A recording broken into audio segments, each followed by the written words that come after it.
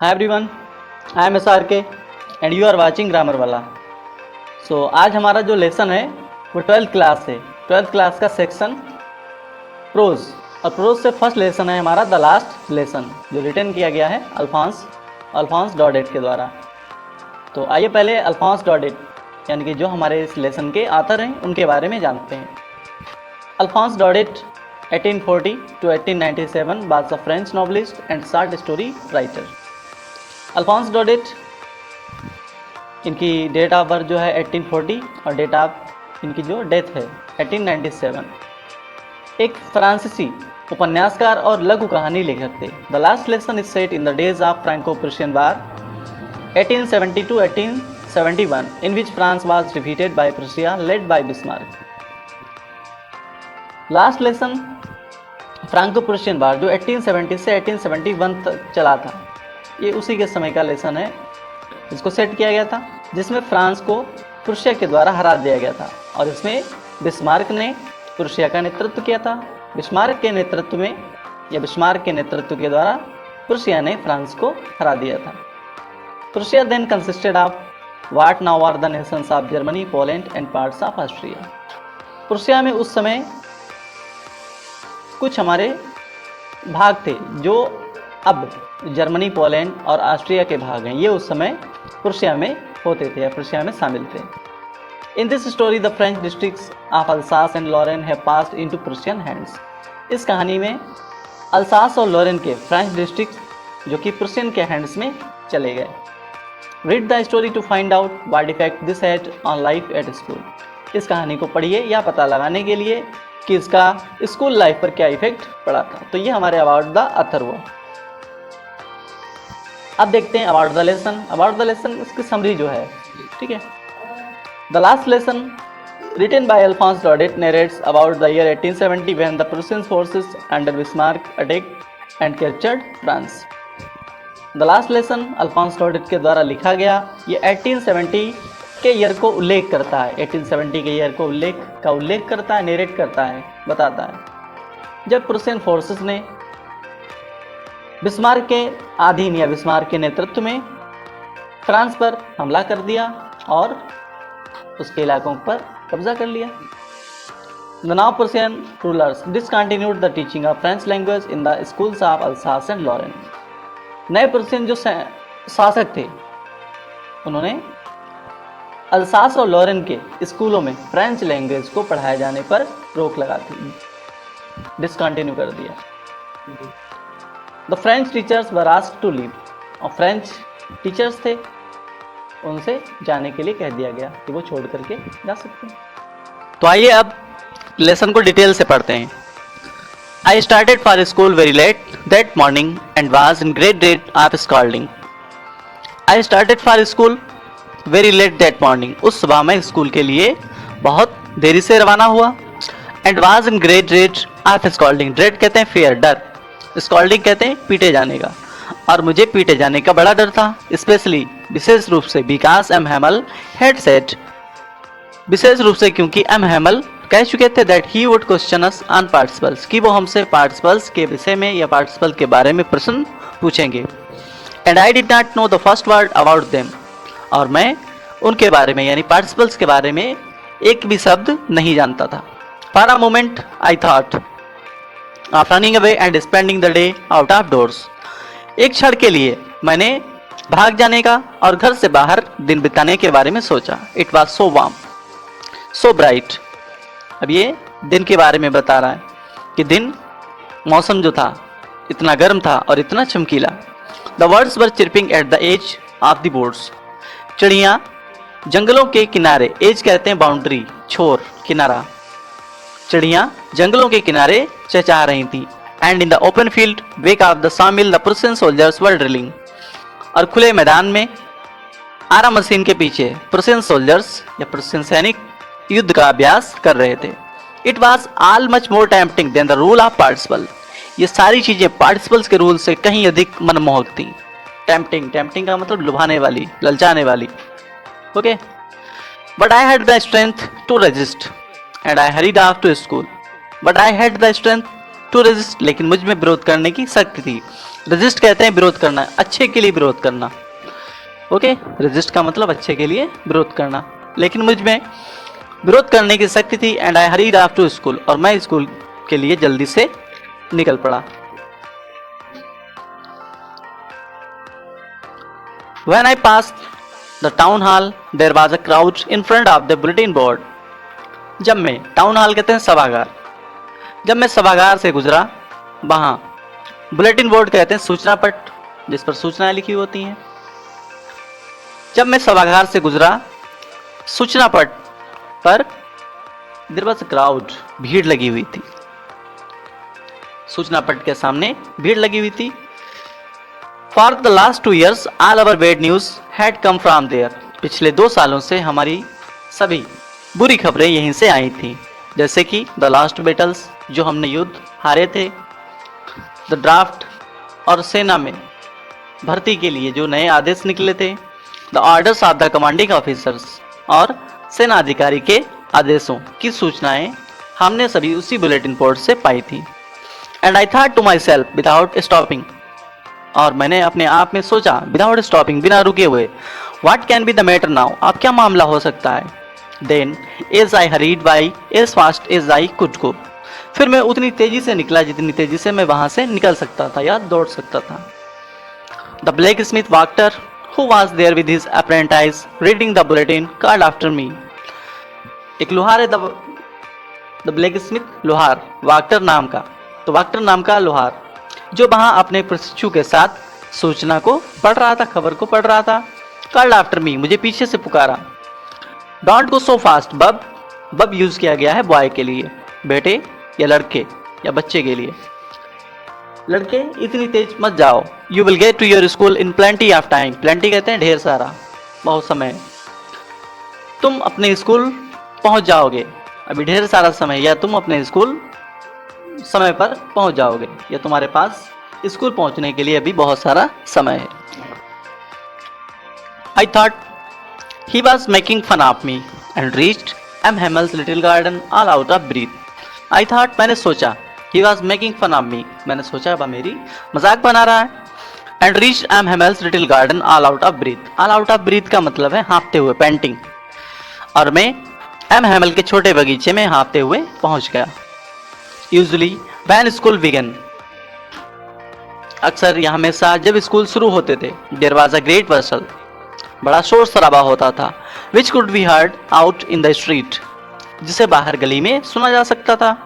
जैसे कि क्या आवाजें, the opening and closing of desk, desk का खोलना बंद करना, lessons repeated in unison, unison एक साथ मिलकर के पाठों को दोहराना, वेरी लाउड, बहुत तेज तेज, with our hands over our ears to understand better, और लेसन्स को अच्छी तरह से समझने के लिए अपने कानों पर हाथों को रख लेते थे और बहुत तेज तेज पढ़ते थे।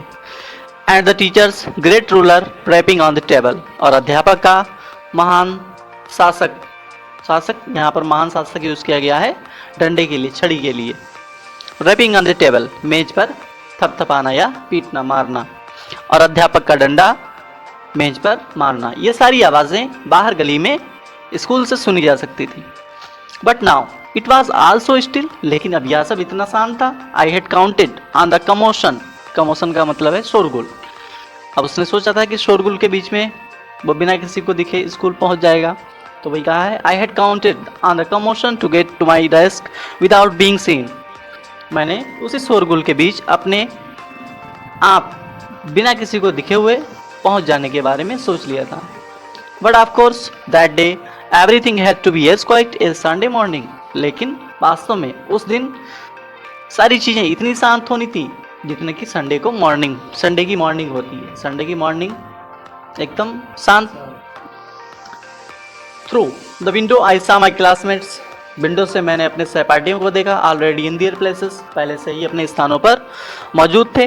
And M Hamel walking up and down with his terrible iron ruler under his arm, और एम हेमल अपने छड़ी के साथ, बगल में लगाए हुए अपनी छड़ी के साथ इधर उधर घूम रहे थे। I had to open the door and go in before everybody, मुझे दरवाज़ा खोलना पड़ा और सभी के सामने जाना पड़ा। यू कैन इमेजिन, आप कल्पना कर सकते हैं हाउ आई ब्लस्ड, कितना मैं शर्मिंदा था, and how frightened I was, और मैं कितना डरा हुआ था। But nothing happened, I M Hamel saw me and said very kindly, लेकिन कुछ भी नहीं हुआ।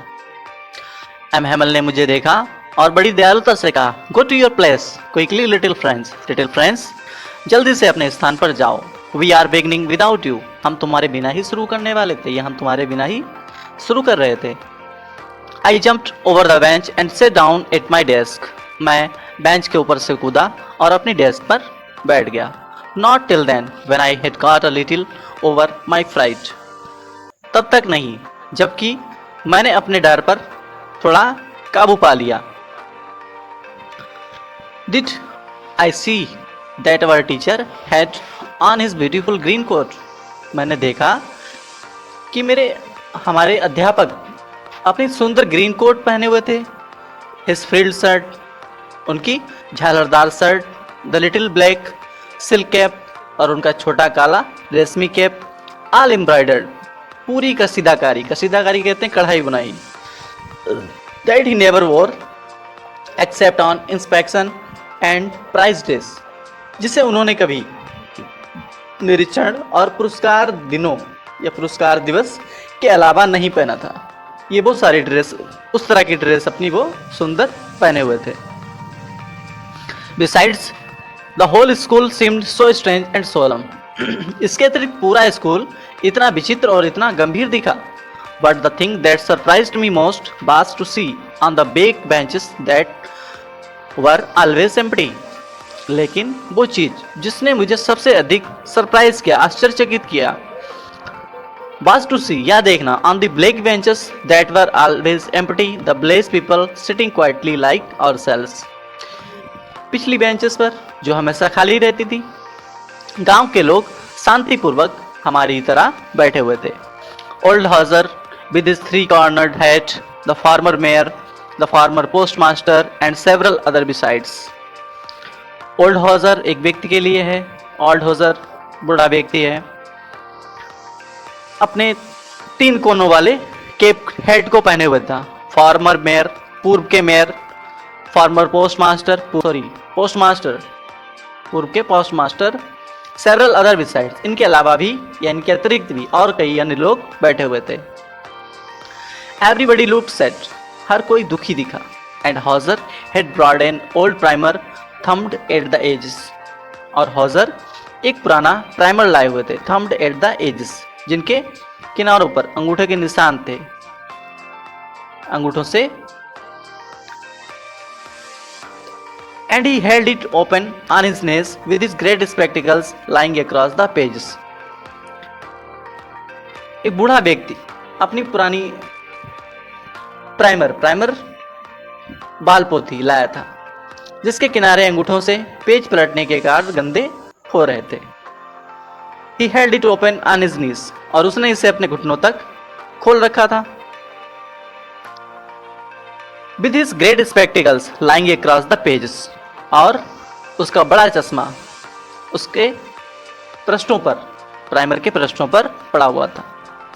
While I was wondering about it all, जब मैं इन सब के बारे में सोच ही रहा था, विचार कर रहा था, M Hamel mounted his chair, M Hamel अपनी कुर्सी पर बैठ गए, and in the same grave and gentle tone which he had used to me said, और उसी गंभीर और विनम्र आवाज में जिसे वो यूज किया करते थे या जिस भाषा में वो बोला करते थे, said, my children, this is the last lesson I shell give you, मेरे बच्चों यह अंतिम लेसन है जो मैं तुम्हें दूंगा, यानी कि जो मैं तुम्हें पढ़ाऊंगा।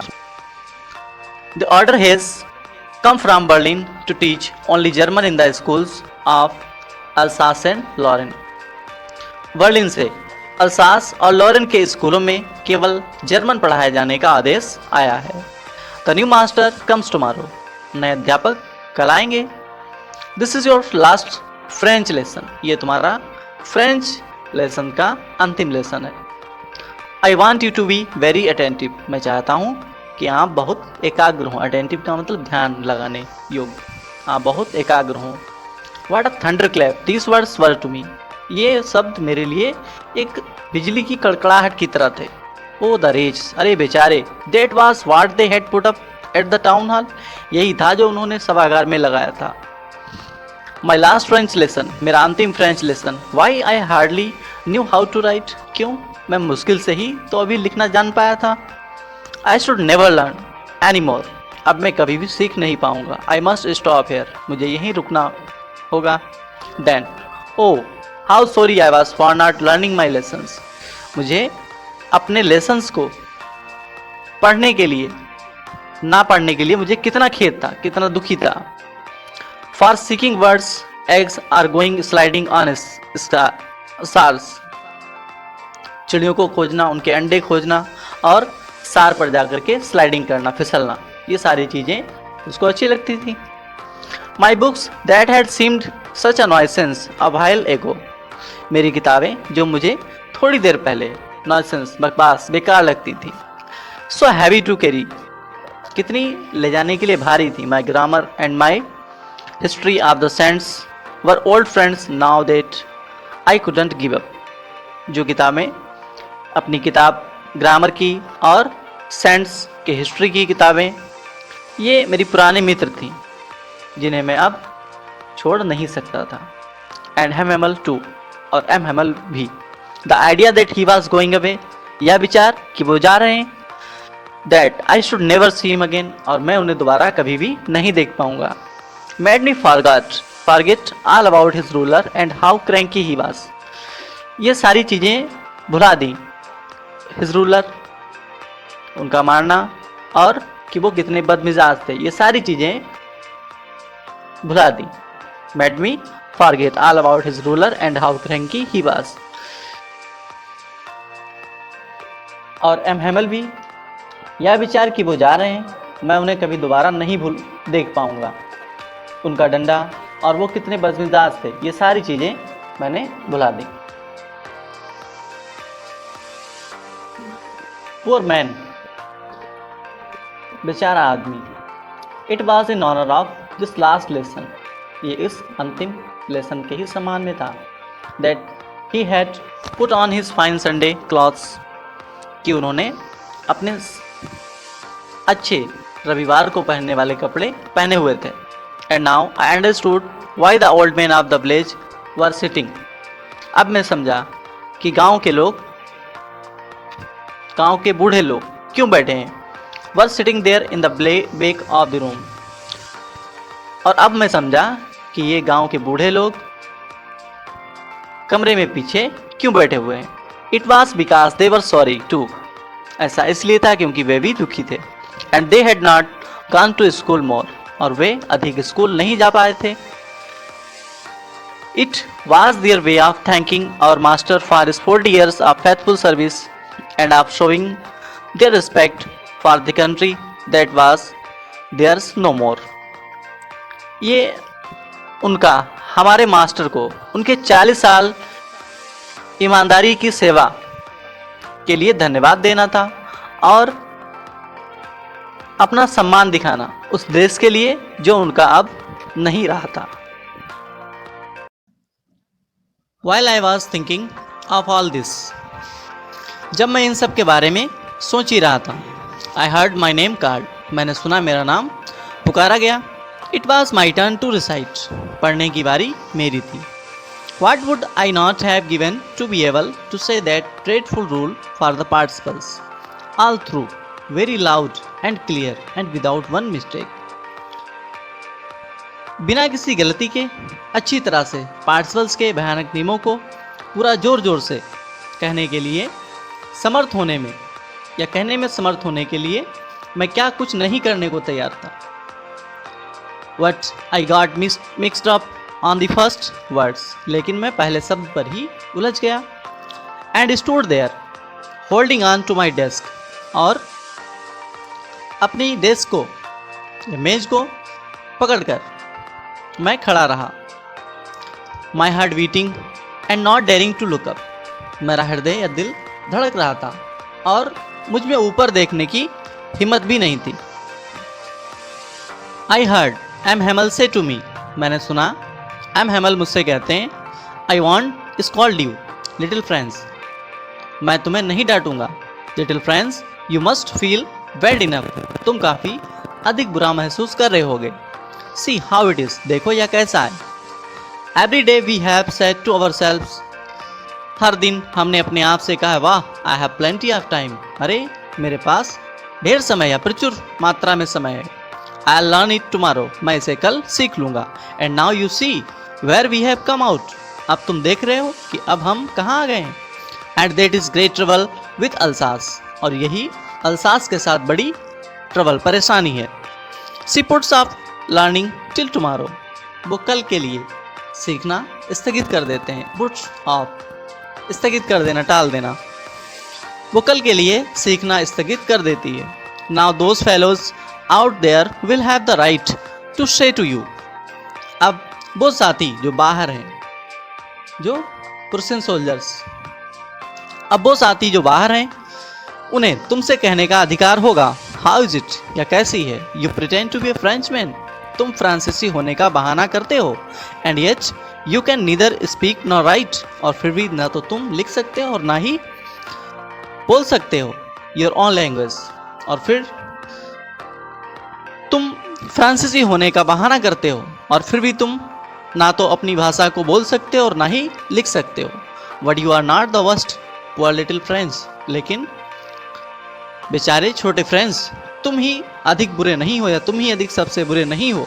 We have all a great deal to reproach ourselves with, हम सब के पास ग्रेट डील, काफ़ी अधिक, टू रिप्रोच, दोष देने का, और सेल्फ विद, अपने आप को, ठीक है।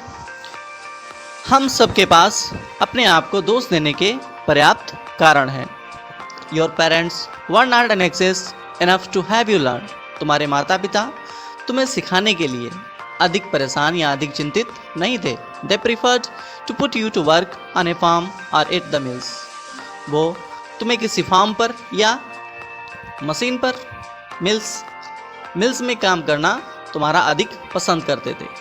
सो as to have a little more money, ताकि थोड़ा धन मिल जाए।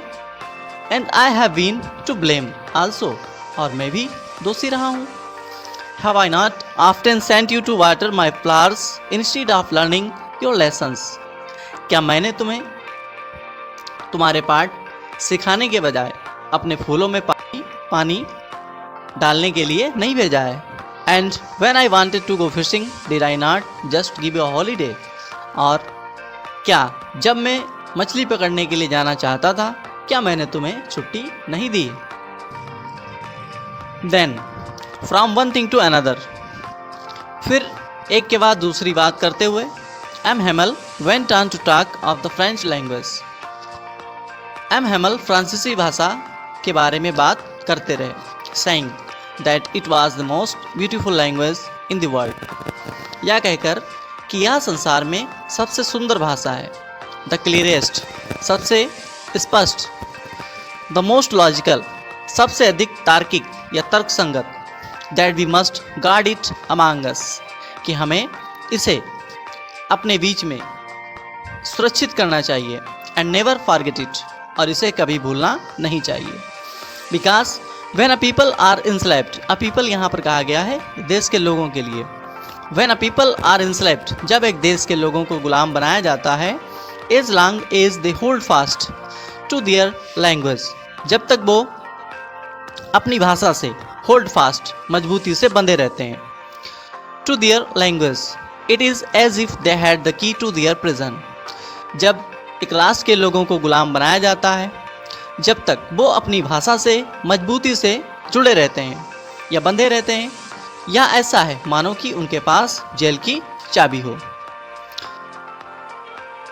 Then he opened a grammar and read us our lesson, फिर उन्होंने ग्रामर, व्याकरण की किताब खोली और हमें पढ़ करके सुनाया।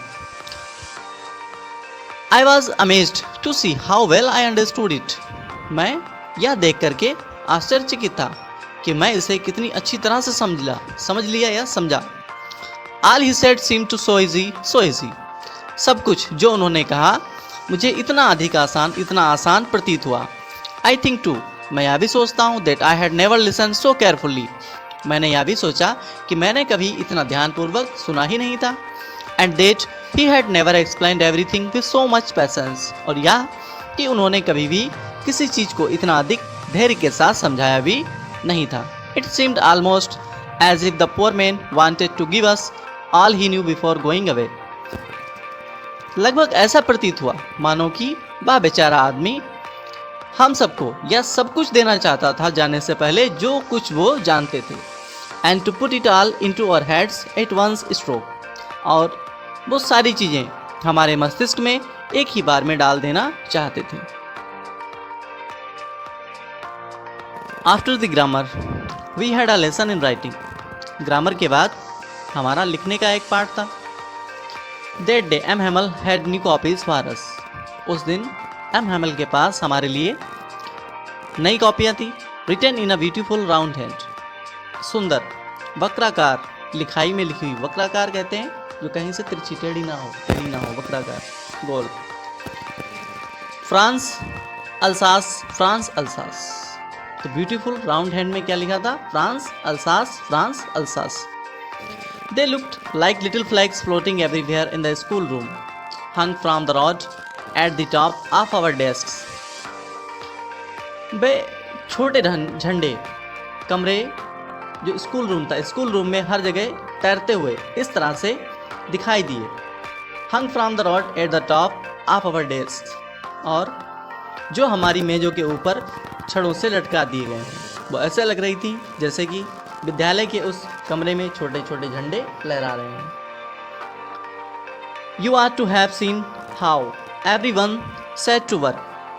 तुम्हें यह देखना चाहिए था कि हर कोई कैसे काम करने के लिए जुट गया था. And how quiet it was. और कितना यह शांत था. The only sound was the scratching of the pens over the paper. एक ही आवाज़ थी, या ऐसे कह सकते हैं एक ही आवाज़ कागज़ पर पेनों की रगड़ की आ रही थी. Once some beetles flew in. एक बार कुछ भौरे उड़ करके अंदर आए. But nobody paid any attention to them. लेकिन किसी ने भी उनकी तरफ ध्यान नहीं दिया. Not even the littlest once.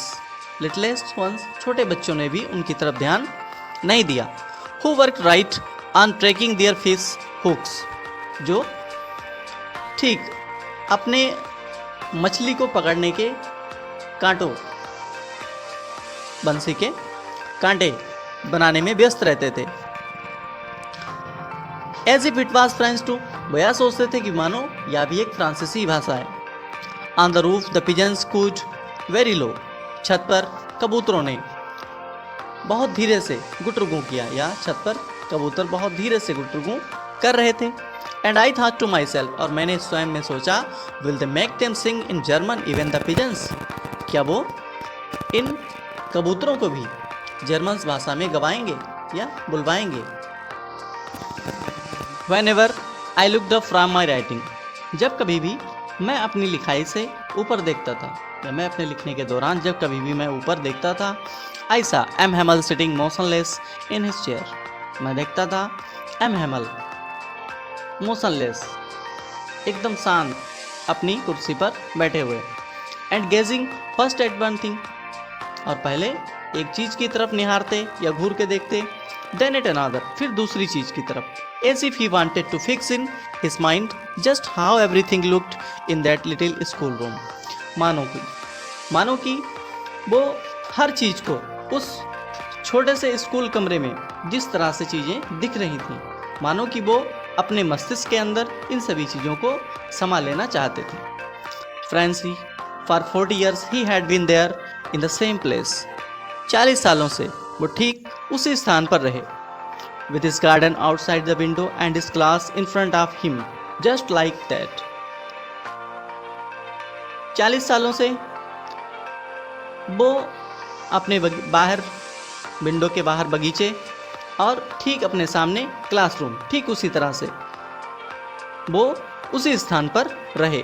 Only the desks and benches had been worn smooth. केवल डेस्क और बेंचेस घिस घिस कर स्मूथ चिकनी हो गई थी. The walnut trees in the garden were taller. अखरोट के पेड़ बगीचे में अधिक लंबे हो गए थे. And the hope wine that he had planted himself twin. About the Windows to the rough, और जो एक प्रकार की बेल, होप वाइन, एक प्रकार की बेल जो उन्होंने खुद लगाई थी, अब वो खिड़की से लिपटते हुए छत तक पहुंच गई थी। How it must have broken his heart to leave it all. इन सब को छोड़ने पर, या इन सब को छोड़ने के लिए इन सब चीज़ों ने उनका कितना दिल तोड़ दिया होगा। पुअर मैन, बेचारा आदमी, to hear his sister moving about in the room above packing their trunks. यह सुनकर उनकी बहन ऊपर कमरे में अपना सारा सामान भर रही थी और इधर उधर आ जा रही थी। For they must leave the country next day, क्योंकि उन्हें अगले ही दिन देश छोड़ना पड़ेगा। But he had the courage to hear every lesson to the very last. लेकिन उनमें हर पाठ को बिल्कुल आखिर तक या अंत तक सुनने का साहस था। After the writing we had a lesson in history. लिखावट के बाद हमारा इतिहास का एक पाठ था। And then the babies chanted their ba be bi bo bu. और फिर बच्चों ने बाबे बी बो बू का उच्चारण शुरू किया, जाप शुरू किया। Down there at the back of the room old Hauser had put on his spectacles. ठीक नीचे कमरे के पीछे ओल्ड हॉजर, एक पुराने बूढ़े आदमी, ने अपने चश्मों को पहन रखा था। Holding his primer in both hands, और अपने प्राइमर को दोनों हाथों में पकड़े हुए थे। Spelled the letters with them, बच्चों के साथ उन अक्षरों का उच्चारण किया। You could see that he too was crying. तुम देख सकते थे कि बाबी रो रहे थे। His voice trembled with emotion. उनकी आवाज़ भावना के साथ में कांप जाती थी। And it was so funny to hear him that we all wanted to laugh and cry. और उनको सुनना इतना मजाकिया था कि हम सभी हंसना और रोना चाहते थे। How well I remember it that the last lesson. अरे कितनी अच्छी तरह से मुझे वो लास्ट लेसन याद है। All at once the church clock struck 12। ठीक तुरंत या अचानक चर्च की घड़ी ने 12 बजाए। देन द एंजलस, फिर एंजलस, एंजलस कहते हैं, एंजलस के लिए प्रार्थना की घंटी बजी। At the same moment the trumpets of the person returning from drill sounded under our windows. ठीक उसी क्षण पर्शियन सैनिकों के ट्रम्पेट, बाजों की आवाज़, नगाड़ों की आवाज़ युद्ध के मैदान से या युद्ध के अभ्यास से लौटते हुए हमारी खिड़कियों के नीचे से आवाज़ें सुनाई दी। ठीक उसी समय पर्शियन सैनिक युद्ध अभ्यास से लौटते हुए नगाड़ों की आवाज़ें हमारी विंडो के नीचे से सुनाई दी। M Hamel stood up very pale in his chair. M Hamel अपनी कुर्सी में बहुत परेशान खड़े हो गए। I never saw him look so tall. मैंने उन्हें कभी भी इतना आत्मविश्वासी नहीं देखा। My friends said he I. मेरे मित्रों, उन्होंने कहा I. But something choked him. लेकिन किसी चीज़ ने उनको रोक लिया। He could not go on. वो जारी नहीं रह सके मीन्स अपनी बात को कहना जारी नहीं रख पाया। Then he return to the blackboard. फिर वो ब्लैक बोर्ड की ओर मुड़े। टुक अ पीस ऑफ चाक। चाक का एक टुकड़ा लिया। And bearing on with all his might. और अपनी पूरी शक्ति को बटोर करके he wrote as large as he could. उन्होंने इतना बड़ा लिखा जितना बड़ा वो लिख सकते थे। वाइब ला फ्रांस, फ्रांस जिंदाबाद। Then he stopped and leaned his head against the wall. फिर वो रुक गए और अपना सिर दीवार से लगा लिया। And without a word, और बिना एक शब्द के he made a gesture to us with his hand. और उन्होंने अपने हाथ से हमारी तरफ एक gesture, इशारा किया। School is dismissed, you may go. School खत्म होता है या स्कूल की छुट्टी हुई, you may go, तुम जा सकते हो।